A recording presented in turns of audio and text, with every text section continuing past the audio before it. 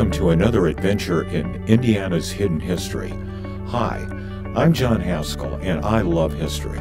Not the obvious things that have one of those historical signs, but those events and sites that are hidden off the beaten path and that have been forgotten with the passage of time. Today we are in Vigo County, about ready to turn onto Greencastle Road to visit the state's oldest living resident. And this was a former Native American trail that meanders its way southwest towards Terre Haute, which is some 25 miles away. It's interesting how, for the early pioneers, the most important building, and probably one of the first buildings built in an area, was a mill. It ground its flour. It became the post office. It was a meeting place. And this mill here at Bridgeton has been in continuous operation, I guess the longest of any mill west of the Allegheny Mountains, or something like that. It's really an Indiana treasure. It was preserved by a local man that bought it some years ago.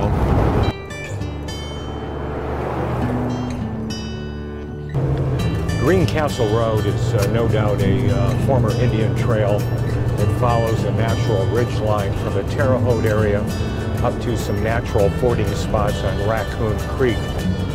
But up ahead is one of the state's most unique sites. To the best of my knowledge, there are only 2 of these sites in the state. And this one is home to one of the state's oldest residents. Old Jake has been around since the Pilgrims landed at Plymouth Rock. Now, if you guessed Jake is a tree, you're absolutely right. Now, there are other trees scattered around the state as old as this one, but none are in the middle of the road.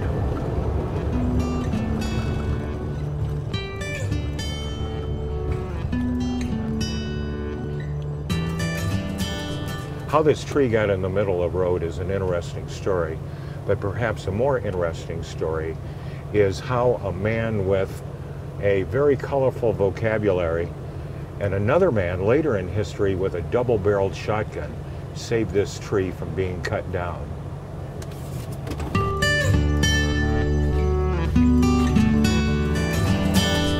It's humbling to stand next to a living thing that is 3 or more centuries old. That relates to about 15 generations of human beings. And compared to our relatively short lifespan, it has seen a lot of history. It saw generations of Native Americans pass by and rest in the shade of its branches. And it saw our state's first settlers pass by, making a new life in the wilderness.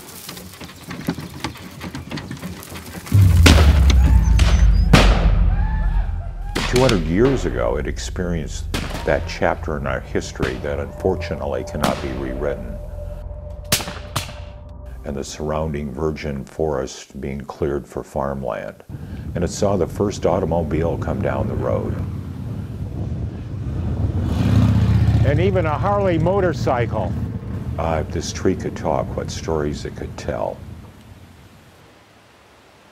I wanted to get some local information on just how old the tree was, and stopped by Bill Herb's house, who lives nearby.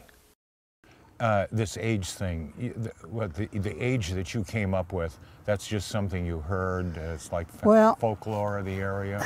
We had a big oak tree, the same type now as this one, in our yard, and of course we had a big swing on it and everything, and that's where we played, and we had to cut it down because it got rotten, started getting rotten.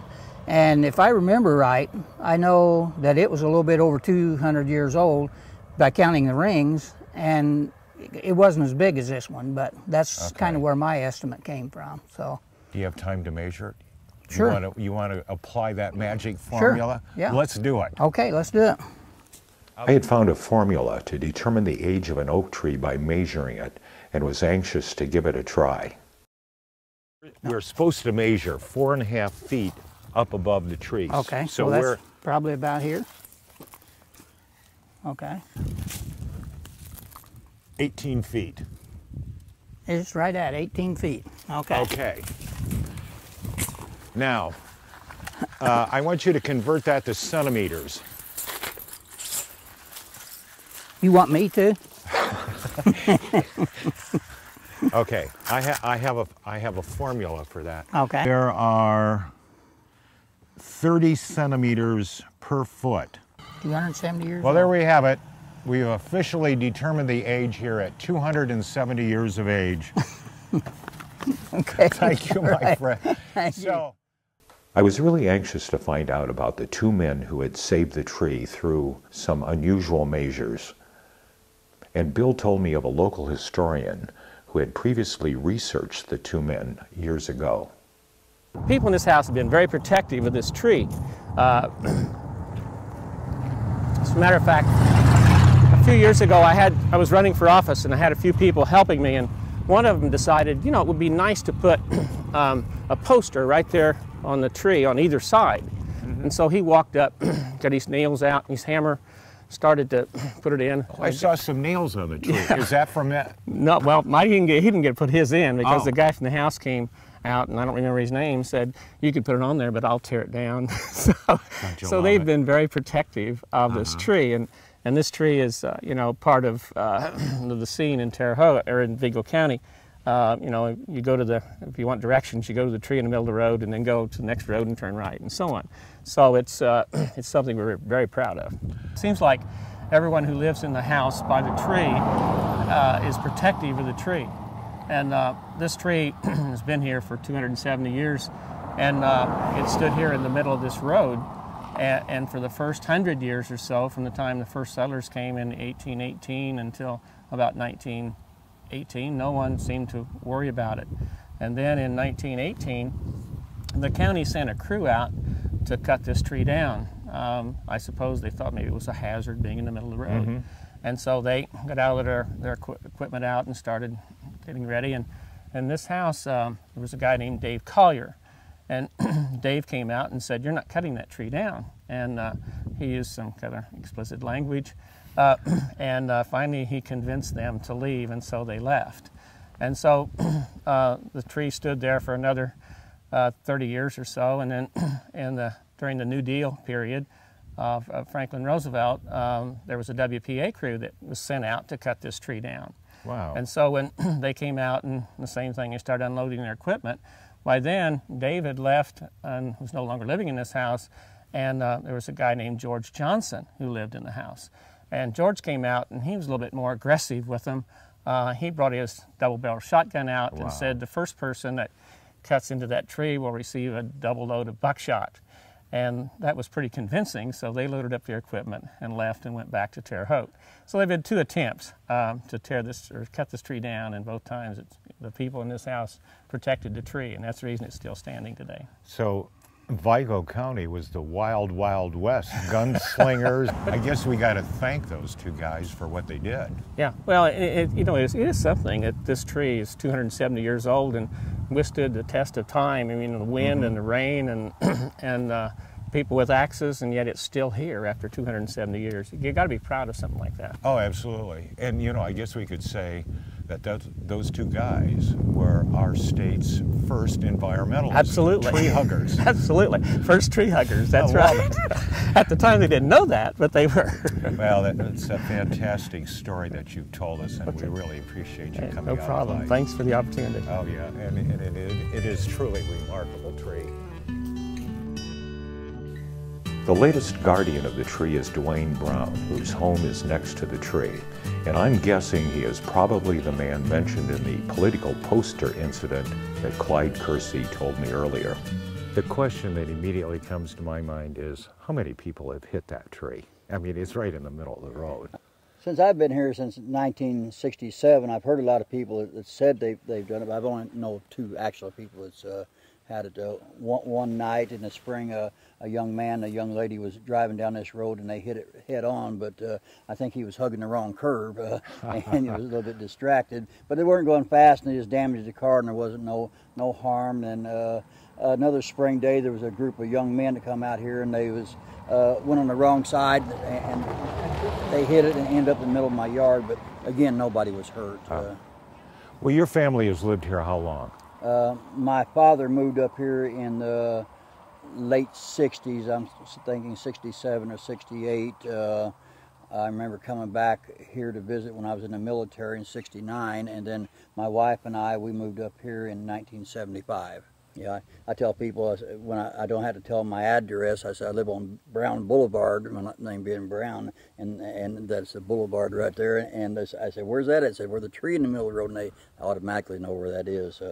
Well, what is the name of this road? I've seen like 4 different names for this road on various maps. On this road here, it used to be called the Old Greencastle Road. Then they revamped things a few years ago when they started in the 911 and stuff. Now it's just called the Greencastle Road. Greencastle Road. Okay. Any history associated with the property? We've heard and that years ago that the reason that tree was still yet there was this is the old trail from Terre Haute to Greencastle, and there used to be an Indian trading post here. And oh my goodness. The pioneers and the people that would travel back and forth on their trail would tie their wagons up underneath that tree and do their shopping here. And I had a elderly man come here back in the 70s or so, and it told me about a spring that used to be up on top of the hill that never ran dry. When people was having water problems, there was always water up there, and they used to come up here and haul water out of the spring. Maybe why the trading post was there. I think they probably worked hand in hand together, yeah. Yeah, absolutely. Interesting. So we've heard many stories about the age of this tree.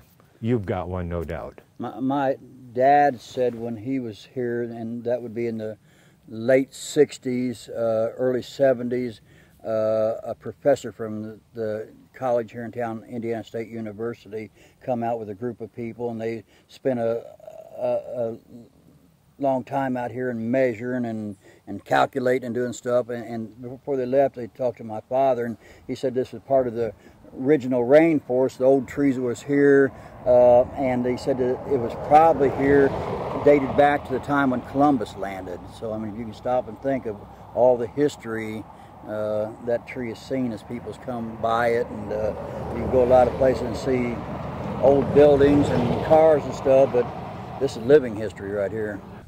Well, that's interesting that you mentioned that it's that old, because the stories we've got here for is that it is about 250 years old, and we did a measurement here using a formula based on the circumference of the tree and dated it at 270. I like your story better. It makes it older. Thank you. We really appreciate your honesty. You know, I really wanted to find out what the tree's age is, but it appears we won't know that answer until it dies and someone takes the time to count the rings. But perhaps more important is how long it will live and what the local residents can do to help. I'm going to let others debate if the methods these 2 early Hoosiers used to save the tree were right or wrong, but for me, I'm glad that they did. I envision they were a rough and tumble person who were not afraid to step forward and act on their convictions. The kind of guy you would like to have on your side in a difficult situation. It is interesting to note that long before the word environmentalist entered our vocabulary, they existed. And as the old saying goes, there is nothing new under the sun.